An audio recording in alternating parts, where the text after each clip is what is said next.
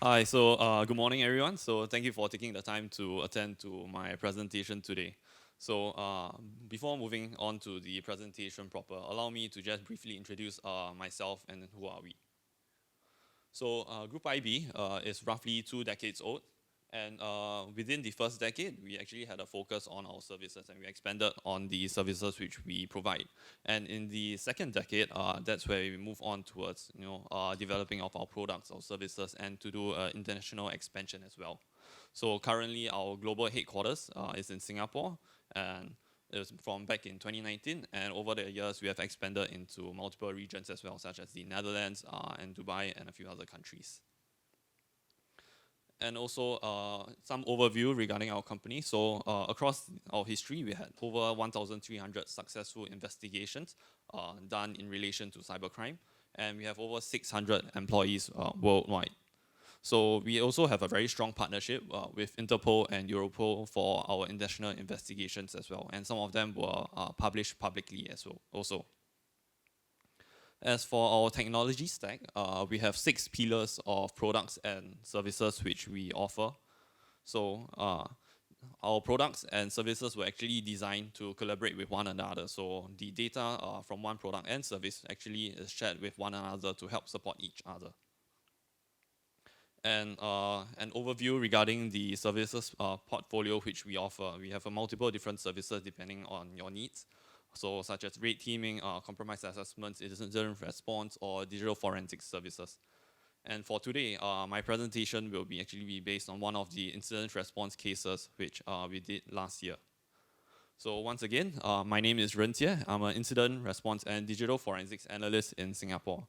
And me and my team had a past experience covering incidents such as ransomware, data exfiltration, attacks by the APTs, and financial frauds around the APAC region.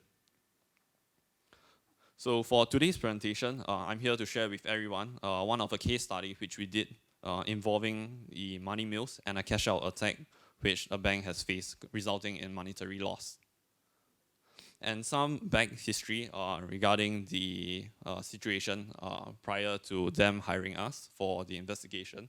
They actually found an increase in the number of fraud transactions reported by the customers, and several money mules were actually caught on site at the scene at the ATM performing the cash out. So the bank tried to do an internal analysis, to try and find out how they bypass the ATM authentication to actually do the cash out and get the money. But then they weren't able to find out. And at that point, they engaged us to do an analysis investigation into the devices owned by the money mules and also analysis in their own bank infrastructure. For today's agenda, it will be split into 2 parts. So the first half covers the life of a money mule. So I'll be talking about things such as their recruitment, getting to the destination, how they perform the card duplication, and ultimately perform the cash out. Sort of like a short little story for you to enjoy. And then the second half, it will be a more technical. It will be the internal compromise on the bank infrastructure itself, and the types of malwares that they use, the TTPs of the attack, and how they ultimately bypass the authentication to get the money. So first, presenting to you the life of a money mule. So the data and information which I'll present in this section actually comes from multiple different sources to piece together to form the whole story. So the information, the data such as from their devices, their laptops, their interview recounts, and what they confess. So moving back to the very beginning, on how the money mules themselves found such jobs and how they got such opportunities. So there was a few different methods, such as Google, through Telegram and dark web, just simply Googling it, finding the job in the search results. And they also receive messages from Telegram, such as message blasts or, in channels where it's being shared. And then, or they search on the dark web itself to get information about such jobs. And something very interesting which they shared as well. One of the money mules that was being caught, he was in fact, having a vacation in the holiday in the country itself when he found this job opportunity. So he was already in the country, where the cash out attack is taking place. And to cover how they communicated, okay, it will be a bit hard to see the purple one. So basically, the words in purple is actually Viber and Recruiter. So they communicated through two different means, through Viber and through Wicker. So the initial communication, when they found the job, the communication will happen on Viber, where they talk to somebody who will terminate the recruiter. And then afterwards, the conversation will move on onto Wicker, and he'll talk to somebody who we call the handler. And why I call it the recruiter and handler is because the recruiter, we could see that the conversations on Viber, the aim of the recruiter was to try and recruit the money mule to get them hooked onto the job, to accept the job. And then once that is done, then the conversation moves to Wicker, to discuss about the actual job itself, the things to be done, and the people on site over there, and what to do, the exact specifics. So the recruiter, once the money mules initiate the contact in the very first place, the recruiter will try to entice the money mules, with a very, very strong focus on money. So here, the recruiter, will keep on talking about how much money they can actually earn from this, how easy the job is. And the recruiter is also sort of like flexing in between, talking about how he's enjoying the high life right now with all the money which he obtained from this job which he performed as well. All with the aim of getting the money mules attached to it and to entice them to accept this job. And once the money mules accept the job, the recruiter will then change the tone of conversation, and then the recruiter will talk about things as such to how to get them to the destination itself to perform the job and to provide support to the money mules. So you get things such as the insurance, the vaccination, because it was during the COVID period, so they had to get their COVID vaccine. They had to prepare for the visa for the country itself, to arrange for hotels, for quarantine, for their stay, and also the flights. Essentially, the recruiter is just acting like a travel agent. And then lastly, everything was actually paid for by the syndicate. So the money mules did not have to fork out a single cent, and everything was paid for the money mules. And after arriving at the destination, the communication on Viber actually stops. And that's where we assume that the conversation actually moves to Wicker to discuss about the job on hand. And also, because it was COVID, quarantine was necessary for the money mules. And after the quarantine, there wasn't any contact with the syndicate, not until 3 to 8 days past the end of the quarantine, where the syndicate will initiate contact with the money mules afterwards. And the money mules were then instructed to actually buy a second-hand laptop and a phone to be used. To perform the card duplication, a few other equipments were necessary as well besides the laptop and the phone. So such as the card readers and also the blank third-party smart cards. But this is not something which can be very easily found and easily bought, and was in fact delivered to the money mules personally. So how they deliver it will be through the use of couriers. And also, this is something which I quote from the money mules. So they say that a guy with a helmet and mask with no name and speaks the same language of them actually met up with them to pass them the equipments personally. The money mules at this point were instructed to then install TeamViewer for their next instructions and to only connect to the internet using their mobile hotspot. To perform the card duplication, after the TeamViewer connection is established, the syndicate will actually assume remote control of the laptop and then start to download multiple different files, such as the card writing software, the card dumps itself, and also this license file. Regarding these license files, I will touch on it a bit later because it concerns one of the customs program which they actually wrote to do the card duplication. So it actually seems as though the syndicate did not want the money mules to understand too much as to how to perform the card duplications itself. So all the actions were done through the remote control, and everything was done by them. So the card dumps and the files were actually downloaded and placed in different locations around the PC as well. And this is, is your non-typical locations, not your desktop, not your documents folder. So they are placed in all sorts of weird locations. And the card dumps were actually deleted after they use it. But they forgot to delete it from the recycle bin. So for most of the card dumps, we were actually able to just recover it quite easily. So the money mules were essentially, just acting like a puppet whose job was only to accept the TeamViewer connection and then also to insert and remove the cards from the card reader during the card duplication process. And among the card writing software which we saw, there was actually a few, and all but one of it was open source. So there was this one program which at first glance when we tried to open it, we did not know what it did. And then there is this interface which pops up. It's a bit small, but over here it writes checking license. So this is in relation to this license file which they downloaded. And from what we noticed, every new day, a new license file will have to be used. So this program was actually reversed by our analyst as well, and that's where we found out that essentially the license file is not too complicated. It's an MD5 hash of a combination of dates. And once we get in, this is the GUI of the software. So you can see that it directly reflects to the card duplication process where you have the portion to view the card data, to load the card dump, to write it, erase it, and to read it. So this software itself, writer, which we call, has 4 different functions. So first, it will take an encrypted card dump, and it will read and decrypt the card dump. After which, they can choose to write this data into the blank smart cards through the card reader. The other 2 functions itself will be to erase the card, to clear the card to make it blank so that they can reuse it, or to read the existing data on the card. And when we dive a little bit deeper into this program, this writer program is actually a GUI version of GP shell. So GP shell is a command line which aims to interact with Java smart cards.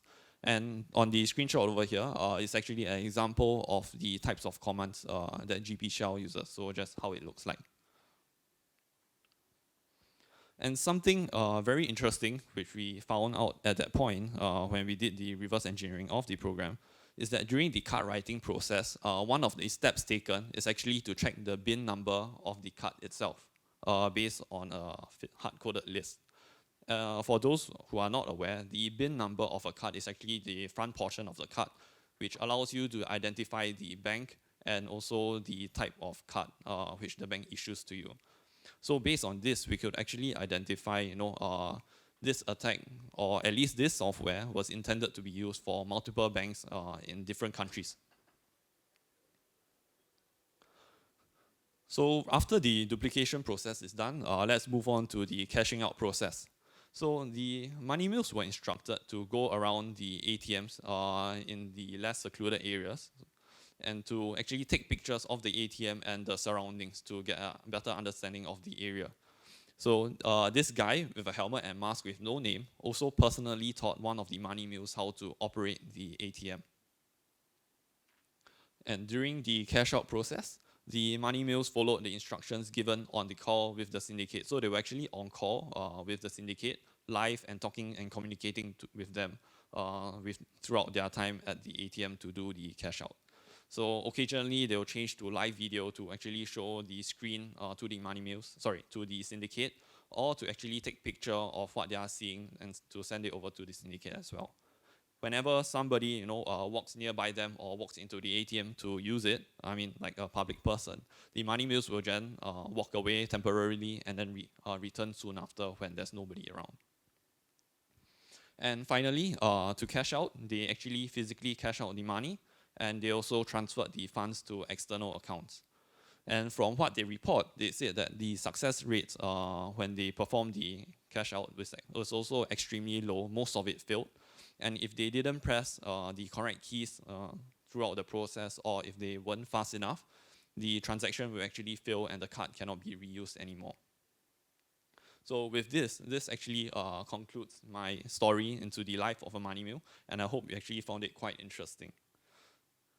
And for the next half, I'll be talking about the compromise within. So this is a part where it'll be more, it'll get a bit more technically inclined, and I'll be talking about the analysis into the infrastructure itself. As an overview regarding what we found overall, so over 30 internal servers of the bank were actually compromised, where we found traces of compromise inside. And these servers consist of production servers, jump holes, the actual ATM switching servers itself, which communicates with the HSM. And the earliest sign of compromise, from what we could see, stretches back until 2017 at least. As an overview of the malwares that were being used, at this point from this table itself, you might find them a little bit familiar. So this has been reported by another source as well. But what we can say is unlikely to be the same case, but we will be talking about the same threat actors with the same TTPs. So the malwares that were being used are the Tiny Shell, Slapstick, Winghook, Steel Corgi, Sun For Me, the Make Lock Cleaner, Lock Bleach, and KickTap. For persistence, for the Winghook and Tiny Shell was actually persisted through the modification of the SSH binary itself, where it's modified to actually load additional malicious shared library, where the payload of the malware is. And for Slapstick, the binary wasn't modified, but they actually modified the PEM library itself. They brought in a new PEM library and they replaced the existing, they renamed the existing legitimate PEM library with changing the extension from a full stop to a comma. So for privilege escalation, Dirty Cow was exploited. So it's a CVE released back in 2016 to allow a local unprivileged user to actually gain write access into a read-only memory mapping. So this will be the privilege escalation. Although we did see the attempt of this, it's not confirmed whether it was successful or not. But the payload for Dirty Cow was actually brought in. For defense evasion, this is something which the threat actor actually had multiple layers of techniques of defense evasion. So the first technique I'll go through will be the use of the lock cleaning malwares, Lock Bleach and Make Lock Cleaner, which allows the wiping and the tempering of the logs from multiple different sources from the operating systems. And when they did the wiping and tempering, there's also many conditions and features which they can choose how they want to wipe it or to temper it by. As an example, this is one of the commands which we saw.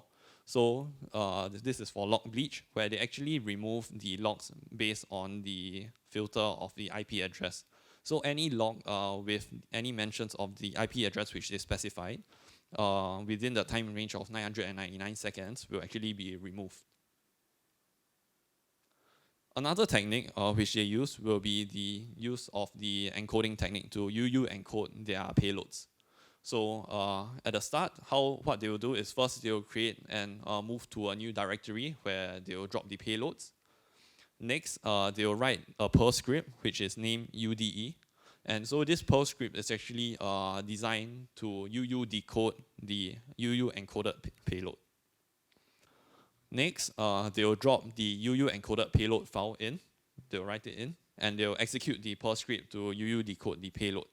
And after that, they'll extract it out, change the permissions to allow the executions, and in the end, they'll actually remove all these files to cover their tracks. So some of the payloads which we observe being dropped through this technique is actually Dirty Cow, Lock Bleach, Slapstick, and also some bash scripts which they use. And another technique will be to use time stomping. So we can observe that the timestamps of the malwares that were being placed all around their infrastructure actually had timestamps from even before the server creation itself. And also another indication will be the 0 milliseconds on the files. And the next technique will be to obfuscate the file names. So on this table itself, I have a few examples of the names of the malware which we found. And in the middle column, it will be the name of the malware. And on the right column will be the name of the legitimate library name which is used out there. So we can see that the difference in the naming is extremely similar. And the characters in blue are the characters which are different, or they just swap it around, they change it a bit, or they add additional characters to make it look like a real one. And for the last technique, we found this malware which we initially did not know what it was at first because it was actually packed by Steel Corgi.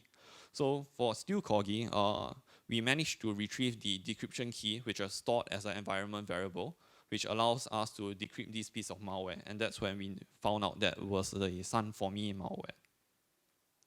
So Sun for Me malware, we'll consider it primarily to be used under the discovery tactic. So it's a multi-suited malware which has many different capabilities. And so it can perform the network scanning, you can brute force the access, you can start a proxy session, scan for vulnerabilities, memory dumps, and cleans the log. So it has many different functions and capabilities. And also the bash script, which I mentioned was being dropped by the UU encoded payload, it actually contains many different commands to obtain the host information. So such as the host name, the information from all the different logs. So this is mainly to discover more about the host information which it's on. For credential access, if you just recall previously, which I mentioned, the slapstick was actually persisted through the PAM library. So slapstick was actually designed to record all authentication data that is passing through the PAM, and it will write it into this encrypted log file. So this encrypted log file, when we decrypt it, and if you take a look at the headers, there are 6 different headers. So there's the date, the protocol, username, password, source host, and the authentication status. So when we compiled all the different logs, all the different slapstick logs from the multiple hosts, we could actually see that the earliest date, which was recorded in this log, was back in 2017, which allow us to conclude that this compromise happened from at least 2017 onwards. And when we analyze the entire time frame from 2017 to 2022, we can see how slapstick was progressively deployed across the different servers and how they spread and how they moved. So slapstick, besides recording of credentials, had additional capabilities too. So they actually allow access into the server, or they can remove a file, execute remote commands, or to establish a TCP proxy. So this is in use together with a hard-coded password, as well as a command parameter when a user logs in via SSH.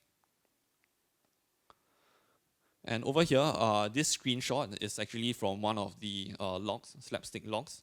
So we can see that on the column which the arrow is pointing towards, there will be this long random string. So this is actually one of the hard-coded passwords that was used for slapstick. So the occurrence of this hard-coded password itself also directly relates to an indication of the presence of the threat actor in the specific host at that specific time itself. Another malware that is being used for lateral movement will be TinyShell. So TinyShell has capabilities to write contents of a file and send it back to the C2 server, or to write contents of the file received from the C2 server, so basically moving files to and fro. And it also can create a reverse shell to the C2. So alongside the actual TinyShell malware itself, there will also be a presence of the TinyShell config file. So in this case, if we take a look at the config file, we could see that the C2 address is actually in the config file, and also the random high port that was being used for the C2 connection. So when we compiled the multiple config files from the different servers, we could actually see a connection flow of the C2 address itself to hop across multiple servers from the ATM switch, across the jump hosts, the production servers, and ultimately landing in these public-facing servers. And that's where it's not jumping anywhere anymore. So from this, we actually suspect that the connection from the public facing goes out to the internet. Then that's where they will control their C2 connections. As for data collection, we found this archive containing many different files inside. So there's some scripts and some blank CSV files inside. And the main functions of these scripts are, each script has a very specific purpose that it was written for. But as a general overview, this script will establish a connection with a database, and it will also interact with the database to obtain pins, account numbers, names, CVVs, and card numbers.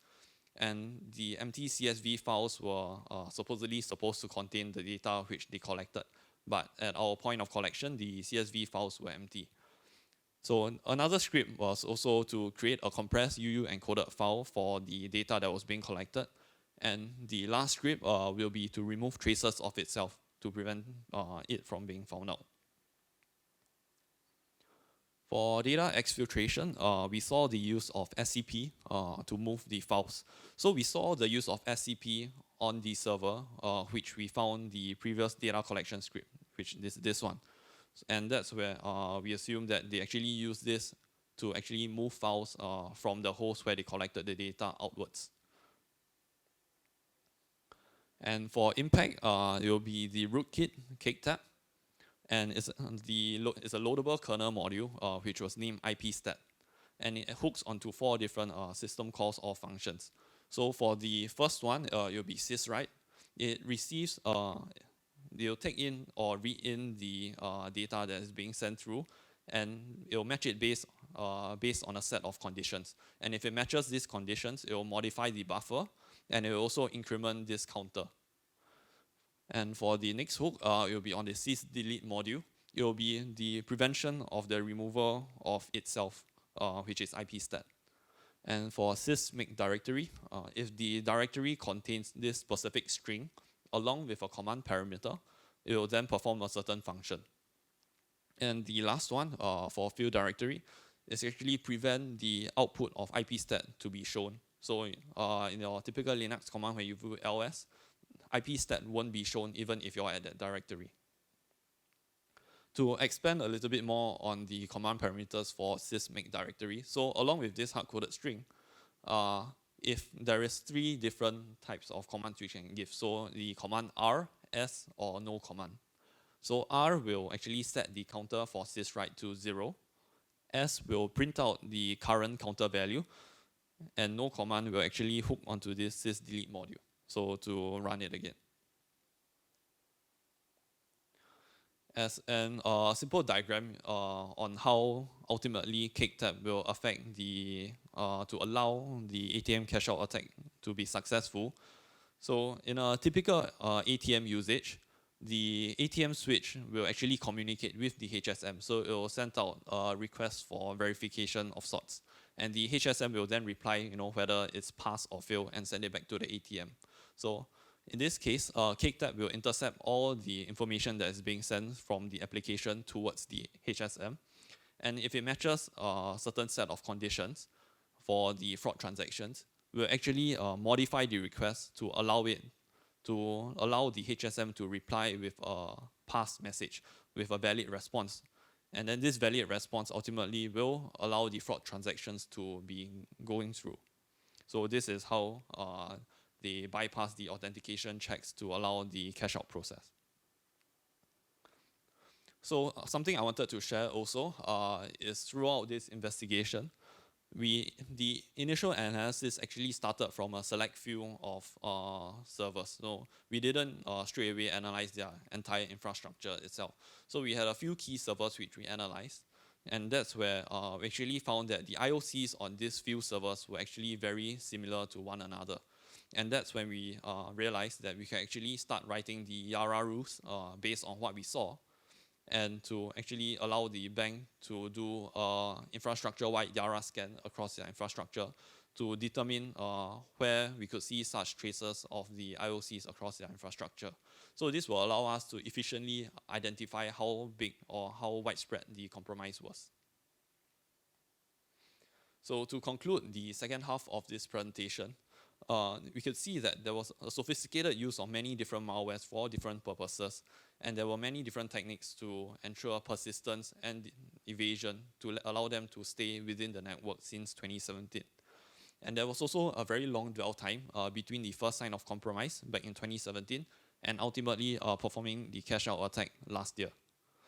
We could also see that there is a very high familiarity with the Linux operating systems, so they are definitely experts in the Linux OS. And there are opportunities for detections within the bank through the use of Yara scanning. So a lot of the IOCs can be found through there. And lastly, the log files of the malwares itself are actually a very good source of information. As you recall, there are many different malwares to clear the logs, to remove things, to hide their traces. But the log files of the malwares themselves, in this case, backfired. So through the analysis of the log files, we could actually start forming the story to find out what has actually happened. So with this, this actually comes to the end of my presentation, and I actually hope you found what I presented insightful or interesting, or you had some takeaway. So thank you very much.